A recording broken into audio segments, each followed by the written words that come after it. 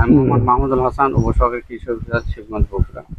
আমি আমার কর্মরত ব্লক লক্ষ্মীখোলা এবং দুলুপুর গ্রামে অবস্থান করছি। এখানে আমাদের উদ্বুদ্ধকরণের মাধ্যমে এখানে বস্তায় আদা চাষ করা হয়েছে। কৃষক নিয়মিত স্প্রে করতেছে। আদা চাষ গাছ অনেকটা ভালো আছে। তা আমার বিশ্বাস, যদি কৃষক এভাবে নিয়মিত স্প্রের মাধ্যমে রোগবালাই পোকামাকড় যা আছে এগুলো যদি সঠিকভাবে রক্ষণাবেক্ষণ করতে পারে বা রোগবালাই দূর করতে পারে, তাহলে আশা করি এখানে সর্বোচ্চ ফলন পাওয়া সম্ভব। যেহেতু হলুদ আদা আপনার ছায়াযুক্ত জায়গা ভালো হয়। এখন কথা হচ্ছে যে এখানে কি স্প্রে দিয়েছেন? গাছ তো সুন্দর দেখেছি, স্প্রে দিয়েছেন এখানে আপনার কাসুমিন আর হচ্ছে মিস্টার টপ। পোকার কোনো ইয়ে দেন, স্প্রে দেন? পোকার বর্তমানে কোনো স্প্রে দেওয়া হয়নি। মাটির নিচে পোকার ইয়ে দেওয়া আছে, খালি লিকুইড। হলুদ ছায়াযুক্ত জায়গা হলেও আপনি যাতে পানি না জমে, নিষ্কাশনের ব্যবস্থাটা সুন্দর রাখবেন।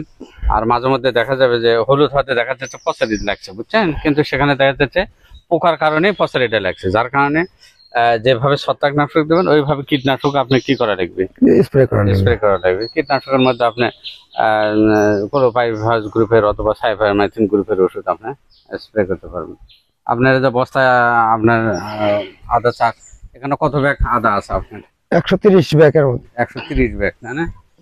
দেখা যাচ্ছে কতগুলো আপনার এই যে গাছ হলুদ হয়ে যাচ্ছে। এখানে আপনি কি দিয়েছেন, কি স্প্রে করছেন, কি ইয়ে করছেন? কাসুমিন। গোড়ায় কিন্তু অলরেডি পচারি লেগে গেছে।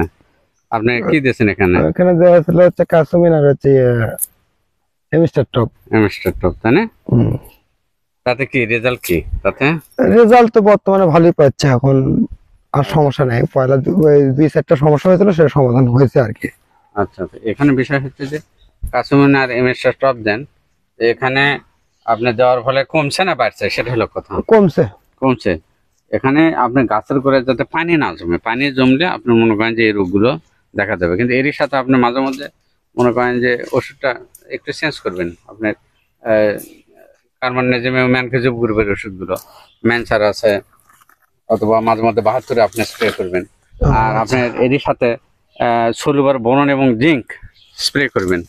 এবং এর সাথে ইমিউনোগ্লোবুলিন গ্রুপের যে ওষুধ আছে, টিডো আছে, তারপর আর কি আছে, কনফিডিউর আছে, এই ওষুধগুলো মাঝে মধ্যে আপনি স্প্রে করবেন। তাহলে আপনার এই যে পাতায় যে আপনার এই যে চুষা খাচ্ছে বা অনেক সময় ফ্যাকাশে হয়ে যাচ্ছে, এই পোকাগুলোর থেকে আপনি যদি আপনি এই নিয়মিত স্প্রে করেন, তাহলে এই ফ্যাকাশে ভাব হবে না। ওই যে দেখেন ওখানে ফ্যাকাশে। মাঝে মধ্যে আপনি গোড়ায় একটু সালফার দেবেন, সালফার, বুঝছেন। সালফারের কারণে অনেক সময় দেখা যাচ্ছে যে আপনার কচু পাতা হলুদ হয়ে যাচ্ছে। আর অনেক সময় দেখা যাচ্ছে যে নাইট্রোজেনের কারণে দেখা যাচ্ছে বয়স্ক পাতাগুলো আপনার হলুদ হয়ে যাচ্ছে, যার কারণে নাইট্রোজেন তো দেওয়াই পড়ে না আমাদের। দেখেন যে এখানে কচু পাতা কিন্তু হলুদ হয়ে যাচ্ছে। এখানে দেখা যাচ্ছে যে টান মারলে কি আসতেছে, উঠে আসতেছে। কি কথা ঠিক না? যদি টান মারলে উঠে আসে, বুঝতে হবে যে এটা গোড়ায় পচা লাগছে, বুঝছেন। আপনার এই পচারিগুলো রাখা যাবে না। এলে বেশি আপনি নিয়মিত স্প্রে গুলো দেন, দিলে পরে আপনার অনেকটা বস্তায় যে আপনার এর আগে কি পূর্ব অভিজ্ঞতা আছে আপনার?